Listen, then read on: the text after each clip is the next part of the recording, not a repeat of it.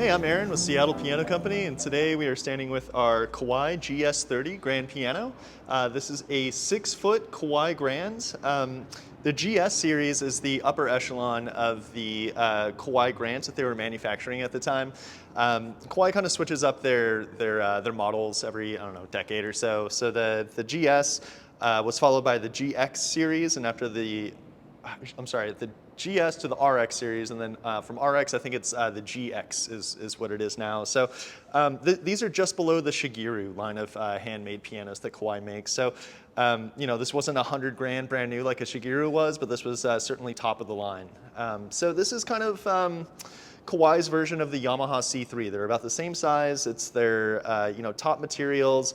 Kind of like the more refined craftsmen that were in the factory were the people that were designated to work on these. And so anyway, this thing is in awesome shape. This came from the factory that we work with in Hamamatsu City in Japan, which is where Kawai is headquartered, along with Yamaha actually. So it's kind of a, piano manufacturing hub in Japan. So this is a refurbished model, so it has all of its original components, but they've been gone over to be made as nice as possible. So we have original strings, soundboard, hammers, all that stuff. The finish is also original, but you would never know by looking at it. So the finish has been wet sanded and buffed all the way through, so as you're looking at the finish on this piano, it's pretty indistinguishable from a brand new piano. So the material that they use on the finish, it's often referred to as lacquer, but it's not lacquer. It's a stuff called polyester, so it's almost more of a colored resin than a lacquer. And so it's really thick, very resilient, so that's why you're able to wet sand and buff it several times to kind of get it back to that brand new shine. So all that work's been done. They did a lot of detail work on the brass as well, so all the brass has been polished to look brand new. These guys in Japan do a really bang-up job. I mean, we're pretty... We're very proud with the refurbishing process that we do in-house, and these are really the only guys I've ever seen that kind of live up to the refurbishing that we do in here. So I'm always very pleased with the pianos that we import with these guys.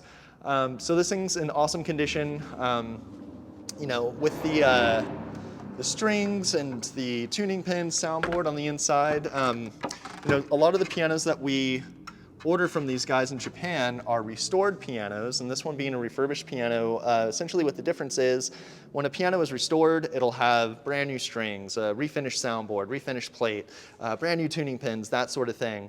But on this one, I mean, that work just was not justified on this piano. I mean, these strings were in such good shape that you really could not justify replacing them. So this is like a survivor piano that's been gone over to look as best as possible, play as best as possible, and sound as best as possible. So the inside of this piano looks just as nice as the outside. So we'll pull the action out real quick, take a look at it, and kind of talk about the interior components.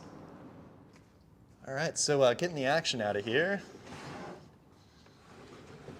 So we can expect a piano to look great from these guys, but it's got to sound and play great too, right? So looking through the piano right here, looking through the action, there's a few things that kind of jump out at me, kind of signifiers of a really well-made piano. First of all, the hammers are in great shape. So kind of the way that I evaluate a piano hammer outside of just the tone, I'll look and I'll see how much life is left between the core of the hammer right here and the tip of the hammer where all this felt is. And if you hear a bunch of crazy noises, it's this guy. Mom's out of town at the moment, so Pizza's at work with me today, so please ignore the chirping and weird noises. She's a shop dog, but in any case, these hammers have a lot of life left in them. The darker wood up here in the hammer, it's walnut. And so a walnut core of a hammer is really kind of reserved for upper end pianos. I mean, a lot of times you'll see different species of wood. I'm guessing like spruce and maybe maple is what you traditionally see, but these walnut cores right here are what you're going to see in really high-end pianos. So the upper echelon Yamahas, Bosendorfer, Renner-made hammers, that sort of thing. So really nice hammer set on here. Other things that are going to be kind of signifiers for the life of a piano are going to be the knuckles. And so this is kind of the pivot point for the hammer shank right here. And we just want to make sure that they're not super grooved, I mean, kind of same with the hammer. We want to make sure that there's plenty of life between the core of the knuckle and the end right there. The whippings look to be in awesome shape. They feel really nice. What else do we got going on in here? Oh, with the keys.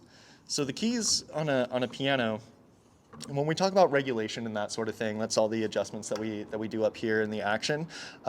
The keyboard is the foundation of all of that, and so this really can't work properly unless this is set up really well. And one of the things, sort of like a maintenance type thing over, after 20 years of a piano's life, it's good to replace these bushings in here. And when I say bushing, I mean the felt that's inside of the key that allows it to glide smoothly upon this metal pin right here. So this is the key pin, the balance rail pin, and these are the bushings.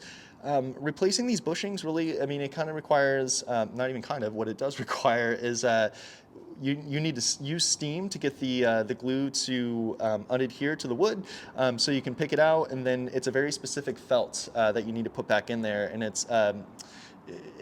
they come in a variety of thicknesses, so you need to make sure it's the right thickness, the right length, all this stuff. There's special tooling involved to get it in there. When we do these at the shop, I always think it's going to be a day. It's always 2 days. It's always like a 2-day job. So the guys at the factory that we work with, they're kind of more in like a industrial setting where they're just really knocking stuff out. I'm sure they can do it a little bit more quickly, but all that being said, kind of like the usual piano technician going through and doing this, it takes some time. So this is very diligent work that I'm seeing in here.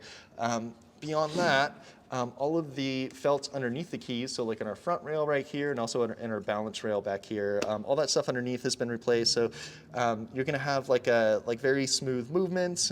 You have, with these front rail bushings up here, these green guys, got like a nice pillow for the key to land on. So it's gonna feel very soft when you push the key down.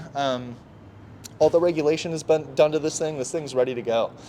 So this is, like I said, a Survivor piano that's been overhauled to be a really, really nice piece.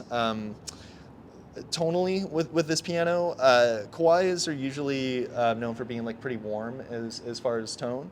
I think this one is definitely a great example of that. It's really, really warm, but at the same stage, kind of like mid to upper treble. I'm not going to use the word bright because bright always gets demonized, but it's very clear. It is a very, very clear tone. So it's a really great mix, kind of like the best case scenario in terms of voicing on this one, I think. So we have our friend Lennon that came through and did a recording of this piano. That one's coming up, so check it out. Let me know if you have any questions about this piano, and thanks a lot for watching.